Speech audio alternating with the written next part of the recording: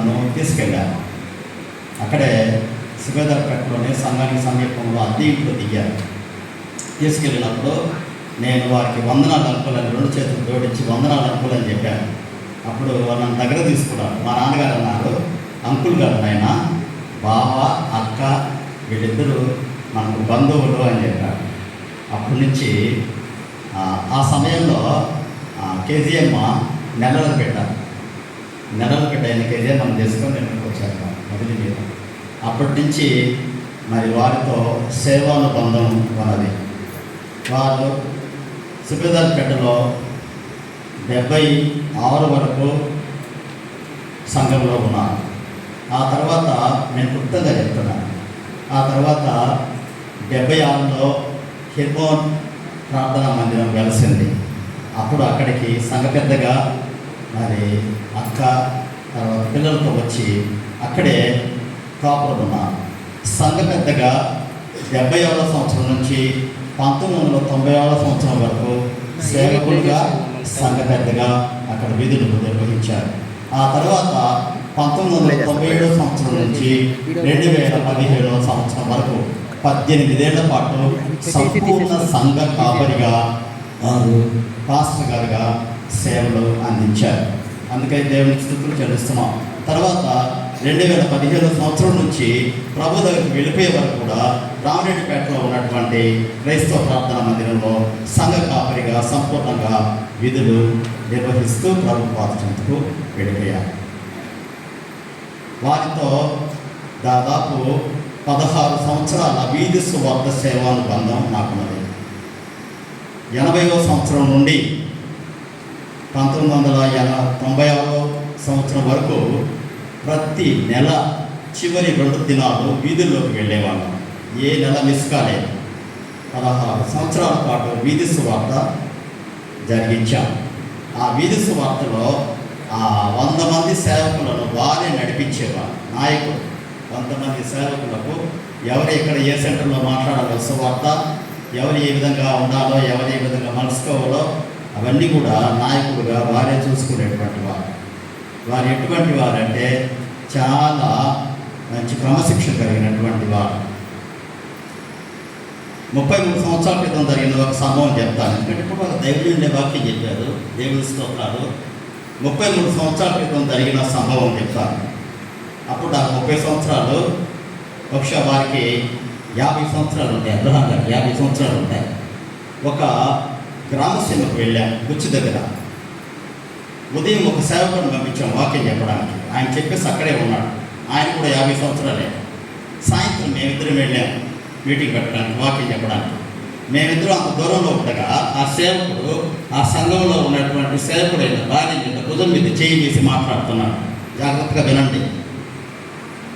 మాట్లాడుతున్నాడు. దూరం నుంచి చూశాను. అయ్యా, ఆ పనికి మనడు చూసావా?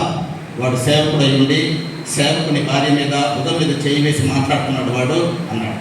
అప్పుడు నేను అన్నాను, బావా నా వయస్సు 30 కదా, మీరు 50 సంవత్సరాలలో, నేను అనడానికి లేదు, మీరే గద్దించాలా అని చెప్పాను. మీరే గద్దించాలా అని చెప్పాను. ఆ తర్వాత మమ్మల్ని చూసి ఆయన లోపలికి వెళ్ళిపోయింది. చర్చిలోకి రమ్మన్నాడు ఆయన్ని. చర్చిలోకి వచ్చాడు. నేను పేరు చెప్పడం లేదు, ఆయన పేరు మీకు తెలిసే ఉంటుంది. నేను పేరు చెప్పడం లేదు. ఆయన లోపలికి వచ్చాడు. చర్చిలోకి రమ్మన్నాడు. వచ్చాడు. ఆయన, నీకు బుద్ధి ఉందే? బుద్ధి లేనుడా, నేను పంపించింది ఎప్పుడు ఎందుకు ఇక్కడికి సువార్త చెప్పడానికి, దేవుడి వాక్యం చెప్పడానికి, జాగ్రత్తగా ఉండడానికి కదా. బుద్ధి ఉందా నీకు? బుద్ధి లేని పని చేసావు నువ్వు. నిన్న ఈ 100 మంది టీం సువార్త దళడం నుంచి జోసఫ్ గారికి చెప్పి పీకి పారేస్తాను పనికి మాట్లాడు అంటే, అన్నా నీ కాళ్ళకు దండం పెడతానన్నా, నన్ను క్షమించన్నా, ఇంకా ఎప్పుడు అలా చేయనన్నా అని కాళ్ళబేరానికి వచ్చాడు. క్షమించాడు అతన్ని. ఎప్పుడు అలా జరగకూడదు, జాగ్రత్త అని చెప్పాడు. అంత ఖచ్చితమైనటువంటి వాడు ఆయన. సేవలో అంత ఖచ్చితంగా ఉండేవాడు. మరి సేవకులు ఈనాడు చాలామంది ఉన్నారు. ఎలా ఉన్నారు మీరు? ఒంటరిగా ఉన్నప్పుడు ఎలా ఉన్నారు? 10 మందిలో ఉన్నప్పుడు ఎలా ఉన్నారు? ఒంటరిగా ఉన్నప్పుడు ఎలా ఉన్నారు? 10 మందిలో ఉన్నప్పుడు ఒక విధంగా ఉంటారు, కొంతమంది ఒంటరిగా ఉన్నప్పుడు ఒక విధంగా ఉంటారు. జాగ్రత్తగా ఉంటారు ప్రవర్తన విషయంలో. 43 ఏళ్ల సేవానుభవాన్ని దేవుడు నాకు ఇచ్చున్నాడు. మీరు ఎలా ఉన్నారు? మీలో విశ్వాసమైన వారు కూడా కొంతమంది ఉన్నారు. మీరు ఎలా ఉన్నారు? మీ ప్రవర్తన ఎలా ఉంది? దేవునికి ఇప్పైనటువంటిదిగా ఉందా, లేకపోతే ఎఫ్సి పత్రిక 4:30లో పరిశుద్ధాత్మ దేవుణ్ణి దుఃఖపెట్టే విధంగా ఉందా పరీక్ష చేసుకోమని దేవుడు చెప్తున్నాడు. దేవుని పరిశుద్ధాత్మను దుఃఖపెట్టకుడి, విమోచన దినము వరకు ఆయన యందు మీరు ముద్రింపబడి ఉన్నారు అంటాడు అక్కడ. చూడండి ఎంత మంచి ఆధ్యాత్మిక సుగుణ సౌశల్యమో అబ్రహాం గారిది. ఆ తర్వాత నేను ఇంకా వయసులో చిన్నవాడిని, 17 సంవత్సరంలో రక్షింపడ్డాను. నేను 17 సంవత్సరాలు అంటే ఆయన నాకంటే 20 సంవత్సరాలు పెద్దవాడు.